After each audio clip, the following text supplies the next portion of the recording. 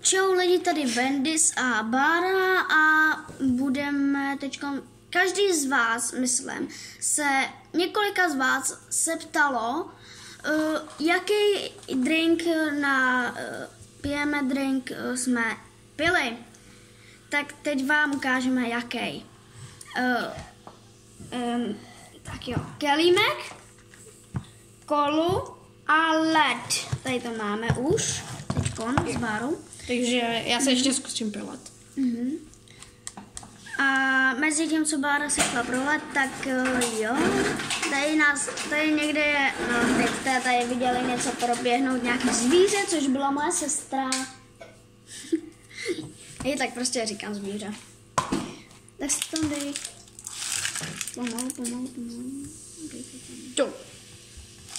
Dobrý. Jestli to tam celý, neboj se toho. No, tam máš už trochu. Dobrý. No.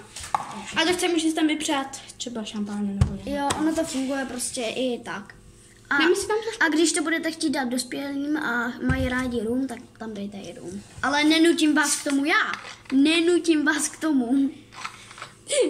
Takže jestli tam dám to šampáně.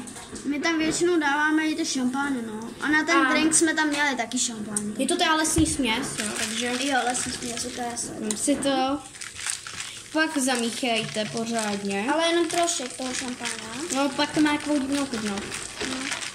Tak zamíchejte. Já vám chci něco ukázat. Koukejte, jak to vypadá. Prostě. Koukejte na moje. Je tady voda. Koukejte ještě. Tady je Vendisovo. Pak se to vlastně takhle dá zamíchat. Takže tak. Pak pokud chcete, můžete použít i bečko. Já tady mám bečko. Já ne, já jsem normální člověk. Normální člověci mají bečka, ne? Jo, ale ne ke kole. Ke kole se má dát bečko. Ne, teď ten bude akorát špínat, prosím tě. Jo, takže ty Pak si to jako... akorát zamícháte, já to většinou míchám vedličkou a pak si to tam nějak rozčoukám ten led. Pokud nic do dřezu a jo. Pak spíš pokud máte velký kostky, tak si to rozmáčkejte, ale pokud máte malý, takový ty polokostky, tak se to dí. Jdem ochutnávat.